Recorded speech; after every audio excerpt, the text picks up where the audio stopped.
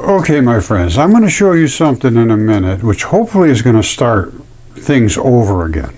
This is mythology, and there is a lot of it. This is not just a couple of little statements here and there. There is a ton of mythology. Now, nobody's going to read through this book. You may come and get, this is the New Larousse Encyclopedia of Mythology. All right, but it's pretty serious. Now, this is also mythology. Now, this is Richard Cavendish, Mythology and Illustrated Encyclopedia. Now, again, people aren't going to sit down and read something like this. Just sit down and read it. I don't think. I haven't read much of them. I'm telling you, that's just true. I pick up a little here, a little there, and then I research it and I substantiate if there's anything to back it up. I don't just read through it, and I don't know what you get out of that just reading through it, because this stuff doesn't make sense. It just doesn't make sense until you can come up with the material evidence to support it. And that's what I do. Now, I have a friend. I'm going to show you what he does in a second. And I think we got to start the whole deal over again. Okay, my outstanding friends, before I get started, I want to mention a friend of mine, Paul Amatucci. Here's the guy, Paul C. Amatucci. He's on Amazon, and he's writing the new library that is influenced by the research of Mudfossil University. And these are just some of the books he's written so far. All right, all these different books about mud fossils and particle theory and giants in history and dipole electronics, Velikovsky, the world's mud fossils. He's got Anunnaki books. And all of this stuff has been suppressed information that we haven't even had nobody has any idea about. And if you bring it up, you sort of get, a little pushback. So these are very, very simple starter books. And they're, as you can see, there's not a whole lot in them that, but there's a bunch of pictures, and there's some, nice big wide print. You can make notes in here about all of the different things. And then there's pages in the back for where you can put your notes and so forth. And anyway, it's got to start somewhere. It's got to start somewhere. We need new books. We need new books. We need new education. So this is, and these are not expensive. They're very inexpensive books. Now here's a bunch of them he's got here. The giants, and he's got Introduction to Mud Fossils, Anunnaki, Velikovsky, Petrified Giants, and then The World is a Mud Fossil, Atlantis. This one here I did back in 2015. Now, just so you understand, I don't make any money on these books. I don't think he's hardly making any money. You look at this. It's $12.99, and he's got colored pictures in here and all kinds of things. So he's just doing it to try to get this information out there. And that's all I'm doing it for, too. I'm not making any money. This is entirely his project. Now, secondly, I'm going to work with Paul sometime down the road, next few months, and get a full one book. There will be all my research, chapter after chapter after chapter. Each chapter will relate to something like the mud fossils, the history, the gods, light research, the things that are in space, and there's going to be a whole batch of different chapters, and they'll be just briefly touched on, enough so that you got an idea of what we're going to do, and then I am going to have a video to support that. But I would recommend these coffee table books. They're very simplistic. They're nothing that you're going to get a big understanding of everything at once. But that's what the school is going to be for. And this will eventually be one of the top universities in the world. There's no question. There's no truth anymore in these universities. They gloss over everything, and they say, tell you what to say, then you say it, and then we'll give you a nice, good grade. But if you don't say what we tell you to say, we're going to fail you. We're going to keep your money. We'll tell everybody you're an idiot. So that's the education system we're in right now. And if you bring this stuff, which I have, to all the top universities in the world. 0 will engage. So that tells you everything. And I have DNA tests, I have CAT scans, I have every bit of evidence you can possibly have. So we need really to just revamp the whole system, and then we're going to do it. Simple as that. All right, and I appreciate what Paul's doing.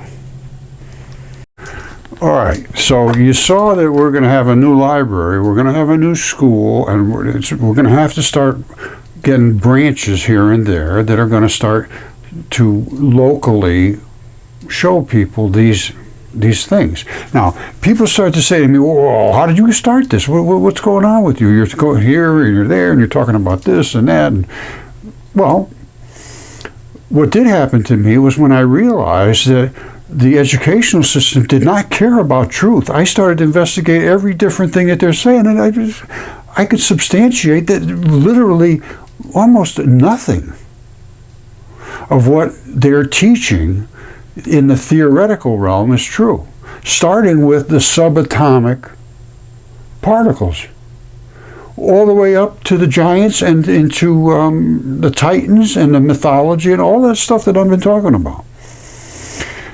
So what I decided to do, I originally was going to sit down and just do a babble and say, all right, here's what happened. Here's how it all started. Here's what my life is all about. And here's what I discovered. And here's what I really discovered, which was the blowback by society. These things were for you to see and for others as a test. And boy, I'm telling you, I saw all this stuff. I had DNA tests done, and CAT scans, I had everything. So here it is. And almost nobody passed the test. It was just too much for the mind. So I wrote a book called Minds in Collision, because Velikovsky had the same problem. He wrote a book, Worlds in Collision. Worlds in Collision. That's how all the Mudfossil started, and he had documentation for everywhere in the world. Not a single culture on the face of this planet has ever existed that didn't have dragons and giants and monsters and demons and gods and battles in the heavens and a great flood. And Velikovsky got all of their information, recorded it all, presented it in a book, and it was on #1 on a bestseller list for 11 weeks in a row, and the Macmillan, the publisher, was forced by academia to withdraw the book. Take it off the shelves. No, we don't have that. You can't do this. Take that off the shelves. And he did. They did. Because it was banned. It was a book that was banned. I'm being #1 on the bestseller list for 11 weeks in a row. They forced it off, and then they disgraced him. And he's still, when I started doing my work and I realized Velikovsky was right, I started asking all the top shots. I said, what do you think about Velikovsky? Who's he? I said, are you kidding me? You never heard of him? Never heard of him. Only other ones that were saying, oh, that nut job? Not one single positive comment about him. And virtually very, very, very few people, oh yeah, I remember something about that guy. Wasn't he crazy? You know, that kind of stuff. Well, I have shown and proven by my research that he was very, very correct on a lot of things he said. And mythology has a lot to do with is actually what happened. And then you go into space. What's in space? They're talking about DNA. How did life originate? You know what that is right there? Let me show you something. That, my friends, is in outer space.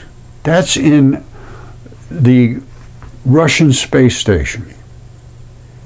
And these are charged particles. I think those are charged particles of just basic dust in a vacuum chamber in space in basically zero gravity, which is everything that's out there in the middle of nowhere land. There's tons of particles out there. It's not an empty void. There's no vacuum whatsoever. That's the other thing. Insane. The light research we did blows everything out of the water that they're doing.